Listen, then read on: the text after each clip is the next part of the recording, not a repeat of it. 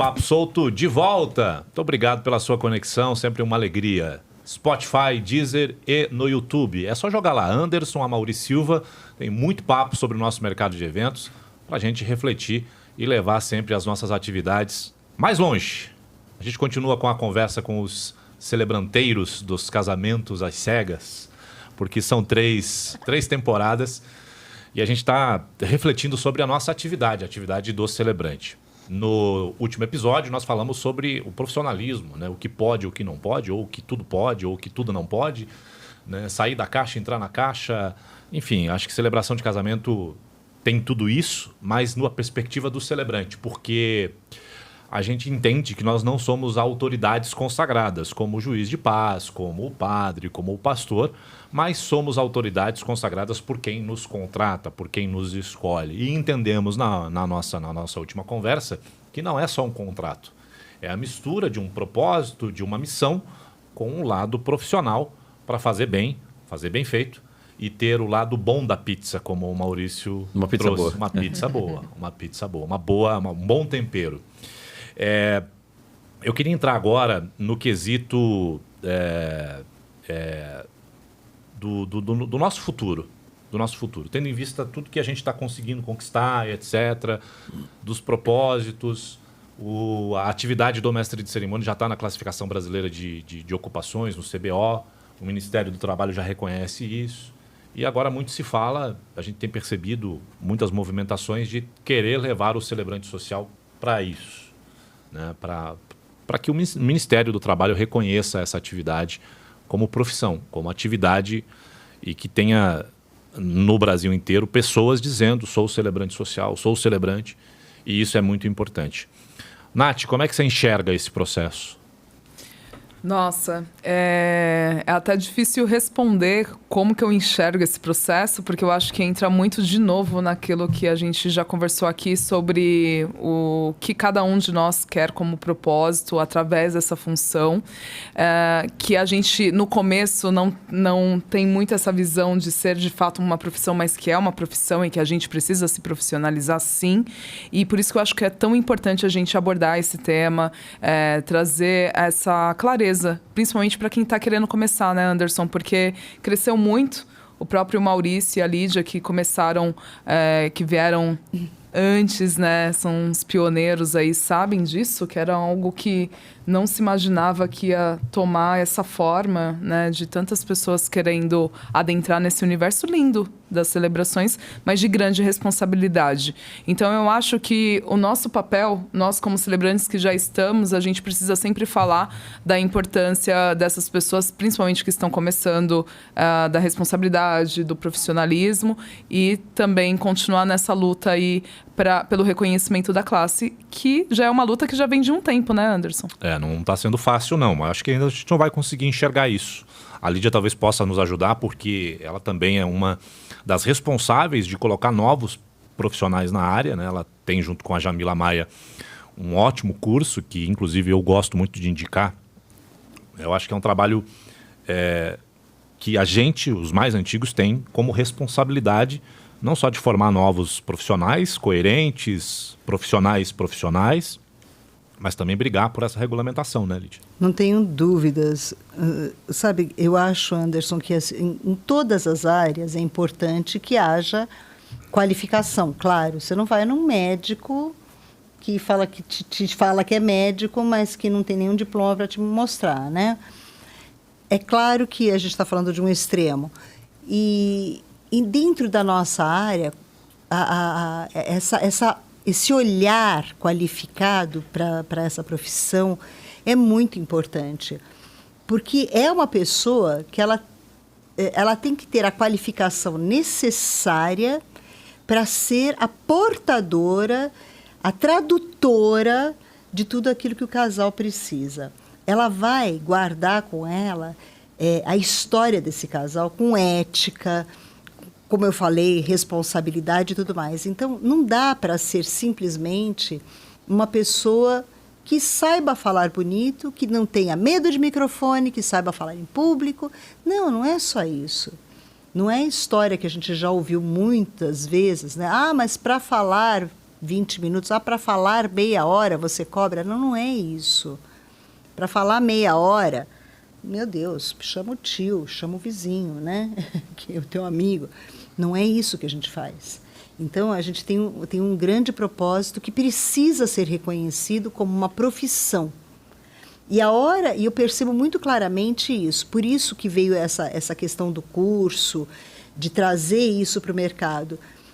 Porque a gente percebe claramente que a hora que você se profissionaliza, o casal entende, nesse primeiro contato, seja por vídeo, a gente antes da pandemia, a gente nem fazia a primeira reunião por vídeo, a gente fazia normalmente... Tudo era presencial, né? Então, acho que o Mal foi meio pioneiro por até estar um pouco mais distante. Você começou com isso um pouco antes, né? Mesmo antes da pandemia, eu já atendia 70%, 80% online. Por conta da distância de você não estar em São deslocamento. Paulo. Mas a gente aqui em São Paulo, mesmo quando eu morei em São Bernardo, eu fazia presencial aqui em São Paulo, porque eu sempre gostei de sentir, né? E eu até agora, que a gente faz muita ainda reunião virtual, eu preciso sentir. Então, eu até falo, olha, se der para ser presencial, eu prefiro. Eu prefiro a reunião presencial. Me demanda mais tempo, mas eu acho que o casal, na hora que entende esse seu lado profissional, que você não é o, perdão da palavra, o segurador de microfone, não sei se pode falar assim, tá? Mas você não é essa pessoa que vai ficar assim, simplesmente fazendo um papel no casamento deles. Você é um profissional. E eu venho, inclusive, de uma geração onde, na época que eu me casei a primeira vez, a gente tinha uma coisa de falar assim, você vai casar? Você vai casar, Anderson? Que igreja você vai casar? Não existia outra autoridade. Você podia ser evangélico, você podia ser batista, você podia ser budista, você ia casar na igreja. Porque a igreja representava essa autoridade, a igreja representava essa... Segura um pouquinho, segura. Gente, será que é o meu? O meu não. O meu tá aqui. Meu Deus, perdão. É o profissional. Desculpa, gente.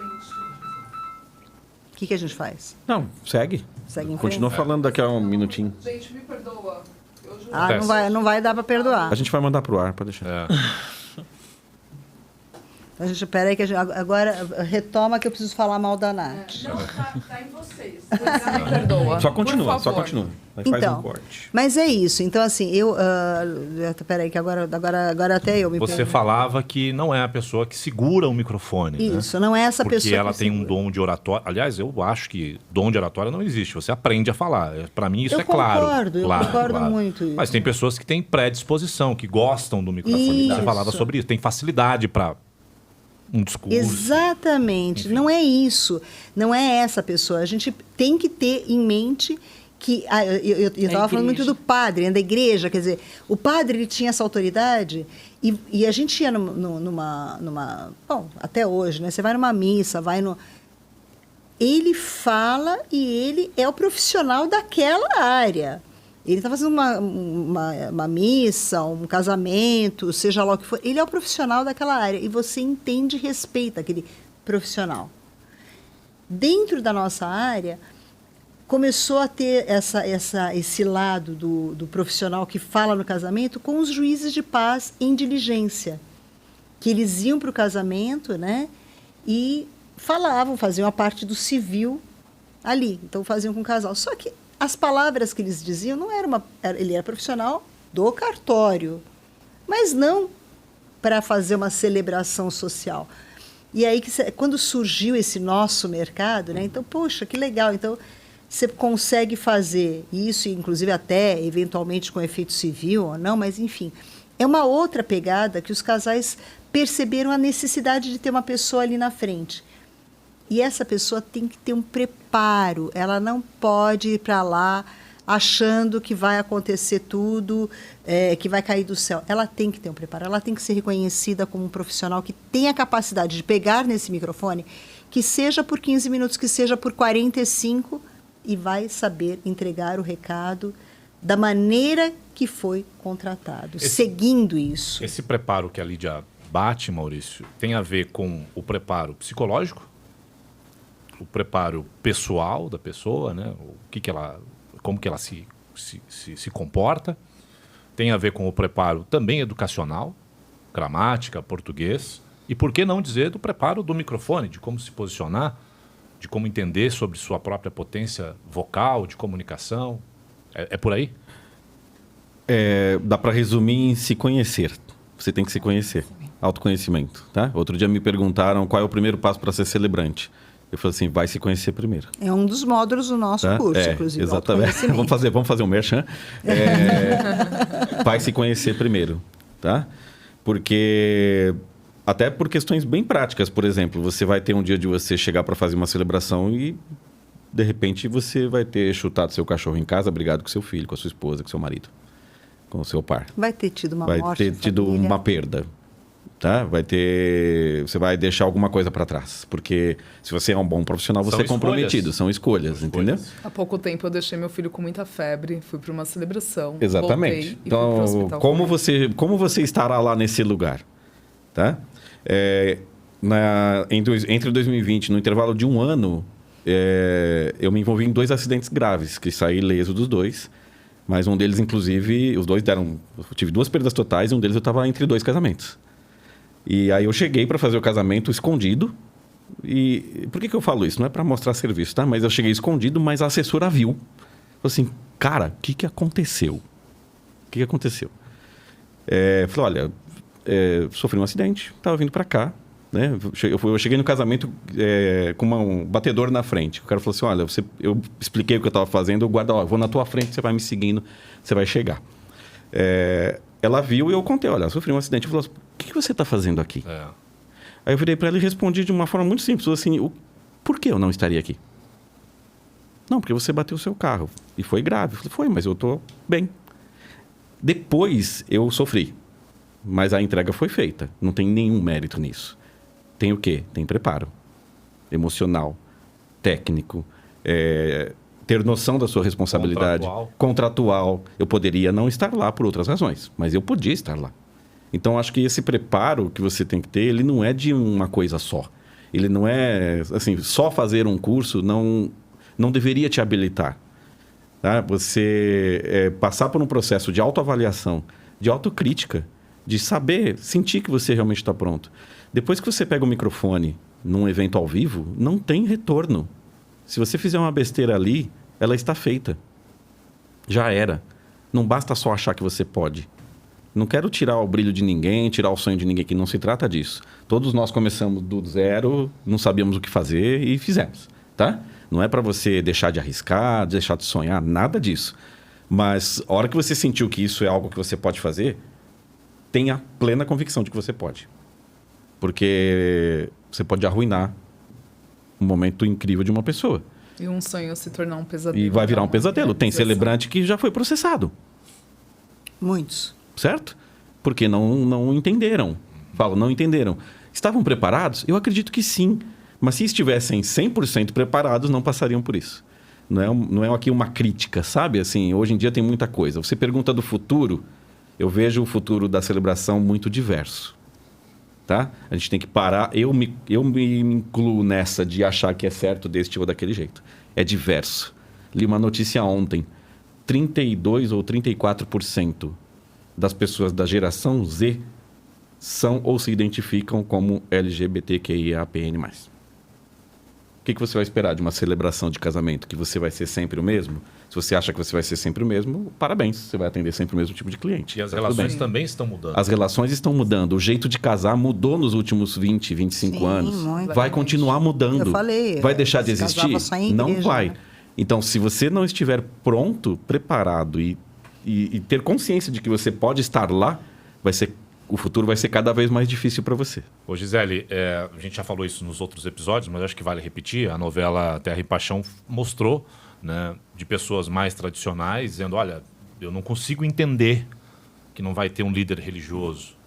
E aí as pessoas tentaram explicar, e ainda acho que é o caminho que nós estamos fazendo.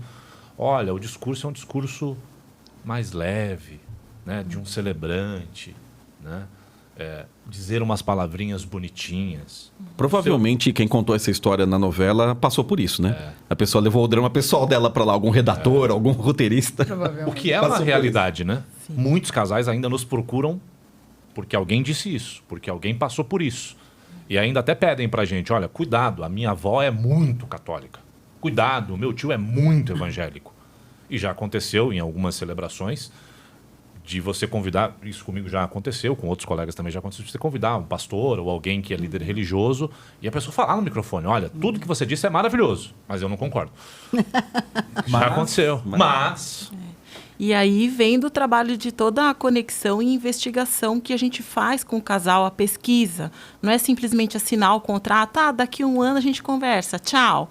Né? Então, você vai seguir aquele casal, você vai estar em contato com eles, você vai acompanhar o que eles gostam, o que eles não gostam de fazer e, principalmente, respeitar o que eles querem. Então, não é porque eu sou católica que eu acho que vai ter que rezar um Pai Nosso. Né? Ou porque, sei lá, qualquer outro ritual que eu ache bonito ou que eu vi alguém fazendo, isso aqui ficou legal, vou copiar, vou fazer igual, vai dar certo. Não é assim que funciona. Então, vem tudo da conexão. E até o que a Lídia estava falando da questão dos rituais. Outro dia eu fiz um casamento que era de negros e eles pediram, Gisele, a gente quer o ritual da vassoura. Aí eu falei, ritual da vassoura? Vamos conversar? Antes de eu levar qualquer coisa para eles, vamos conversar? O que vocês viram sobre o ritual da vassoura? Como que vocês viram? Como que vocês querem? E aí eu fui pesquisar e a gente juntou as ideias e formulou. Né? Mas assim, eu poderia muito bem falar, não vou fazer isso porque eu nunca vi. Ou então ir lá e falar assim, vou fazer como que eu acho, e lá no dia, vai ficar legal. Então, tudo tem que fazer um sentido. Eu não vou colocar um ritual para encher linguiça, para dar mais tempo, para não falar só 15 minutos. Eu só consigo falar 15 minutos. Mas eu vou propor um ritual e aí chega lá na hora da 40, 45 minutos, legal. Né? Mas eu vou estar deixando alguém que está lá desconfortável, o próprio casal, principalmente. Né? Eu acho que deve ser muito desagradável você estar falando ou fazendo alguma coisa, você olhar na cara do casal e você ver o desgosto. Né? Graças a Deus eu nunca passei por isso, mas ou eu já vi disperso, sei lá, o casal olhando a abelha passando ali, né? Nossa, que céu bonito, né? Então tem que ter essa conexão porque ela vai refletir no dia e todo mundo vai sentir e todo mundo vai estar junto com você ali, te acompanhando o seu raciocínio, o que você está fazendo. E eu falo, se não faz sentido, não faça o ritual, não precisa fazer. Exato. Né? Não é isso que vai dar mais luz, que vai dar mais emoção. Eu não quero que as pessoas chorem. Uma vez eu vi um vídeo de um celebrante, eu nem me lembro quem é, mas faz muito tempo, logo que eu comecei, e ele falava com uma voz assim meio lombardiana para a noiva. Pode chorar, noiva. Agora é o seu momento. Solte a sua emoção. E a noiva chorava, sabe? Poxa, não é isso. Tendência e prioridade. O mercado de casamentos vive muito essa coisa de tendência. Né? Sim. Tendência aqui, tendência... Inclusive, há pouco tempo nós discutimos muito sobre a tendência dos amigos celebrarem, né? Porque blogs famosos, assessoras famosas começaram a dizer, olha, a tendência é chamar os amigos para celebrar. E aí tem essas discussões. Sempre tem a questão foi. da prioridade. Sempre foi. Uma amiga me chamou para celebrar Pois um dia. a A gente começou meio que assim, assim. né? Sim. E aí tem a questão da prioridade, né?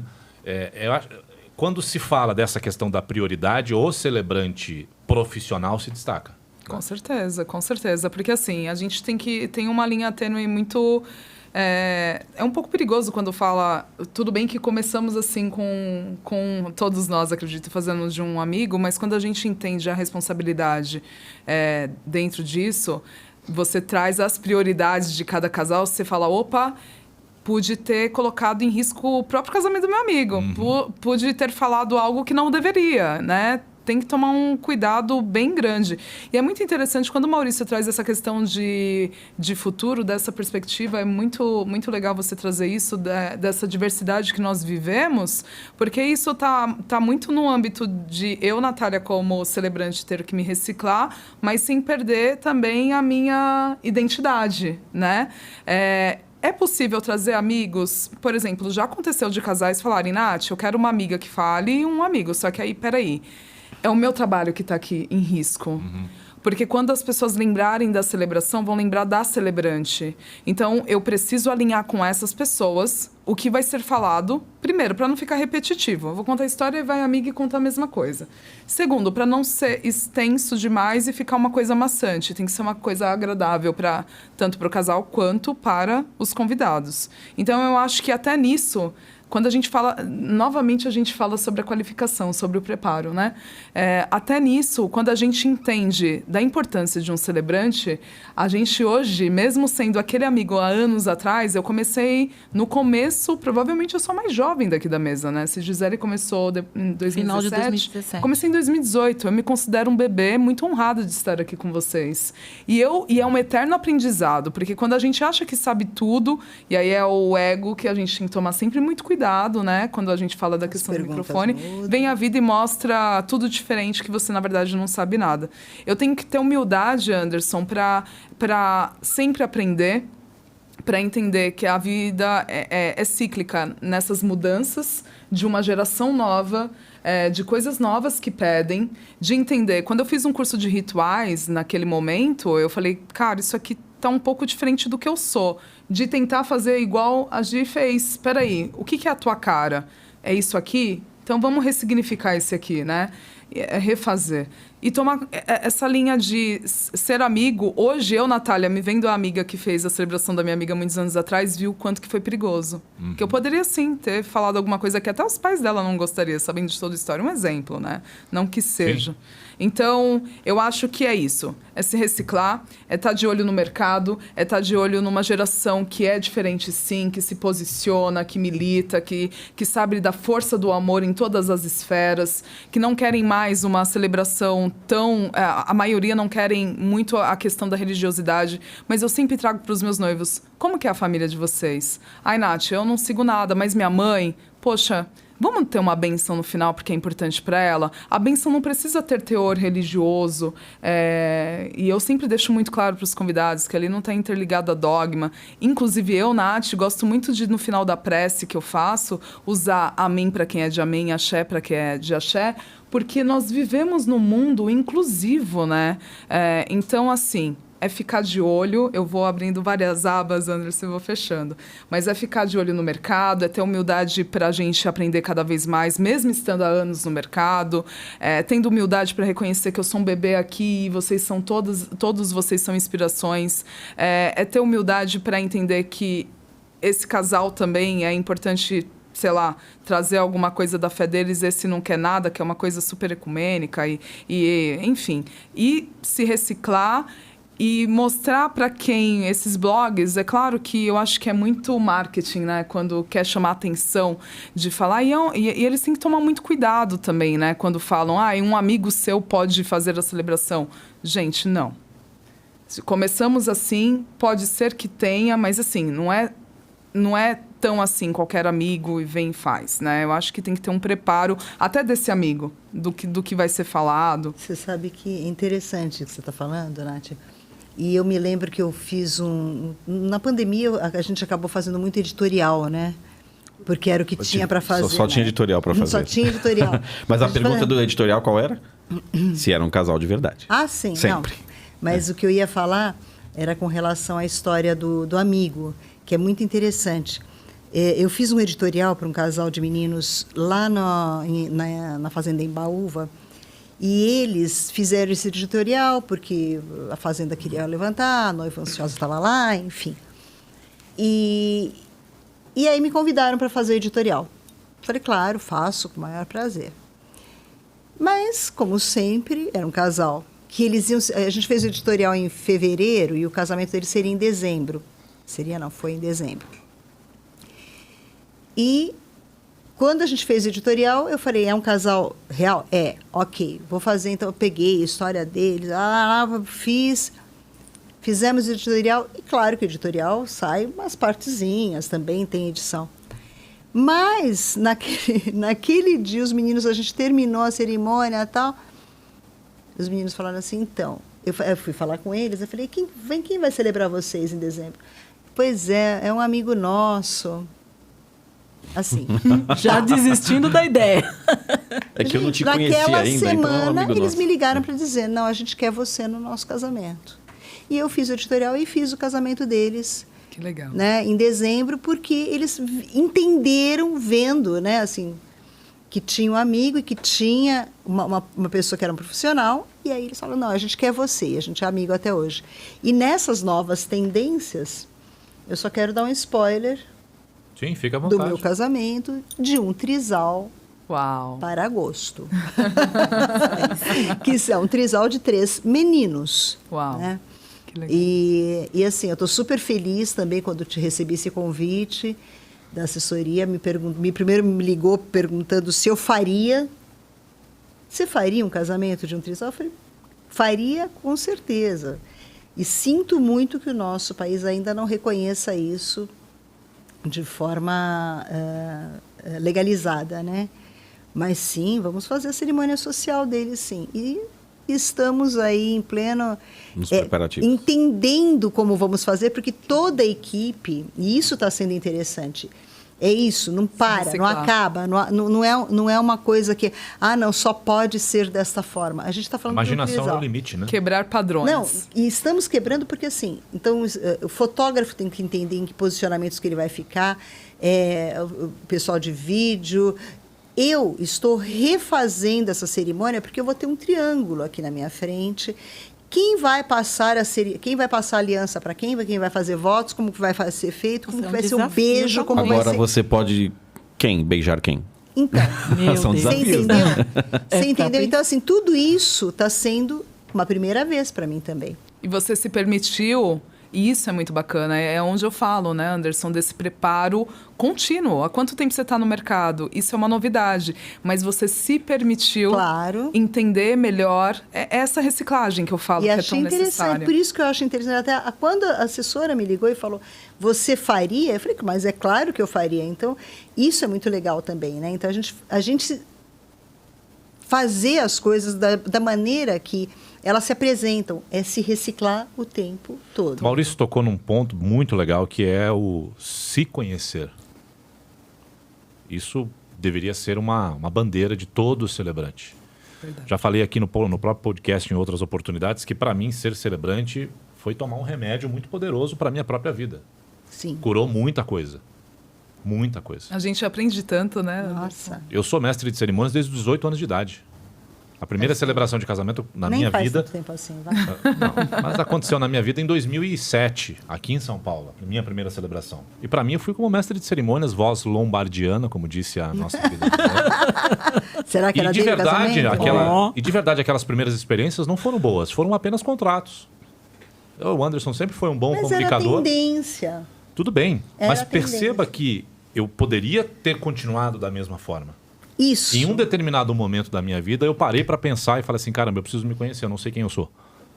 Que legal. Doeu pra caramba, Sempre. mas depois Evoluir que eu me encontrei, dói, mas é lindo depois quando depois. você se encontra, É o processo. o próprio lógico. processo profissional mudou. E eu E para entendi. você identificar o que você não tem habilidade. Eu não sei fazer isso, opa, vou procurar um curso. Eu não sei fazer isso, né? Então você olhar para dentro e ver o que você precisa melhorar. O que Exato. tá faltando? Tá faltando repertório? Eu vou ler mais. Tá faltando outra coisa? Vou conversar com a Lídia, vou conversar com a Nath, com a Jamila, com o Anderson. Vou buscar, quem Exatamente. sabe, me É dizer onde isso. que eu vou encontrar E agora isso. com o Maurício você vai conversar. Sim, Não também. deixa de conversar com o Maurício. Excluir ele. E diante desse raciocínio, para a gente continuar falando dessas tendências e das mudanças da sociedade e das relações, em 2019, que foi que eu realmente mudei a minha concepção profissional, eu estava pedindo desde aquela época que me viesse casais homoafetivos, porque eu queria essa experiência.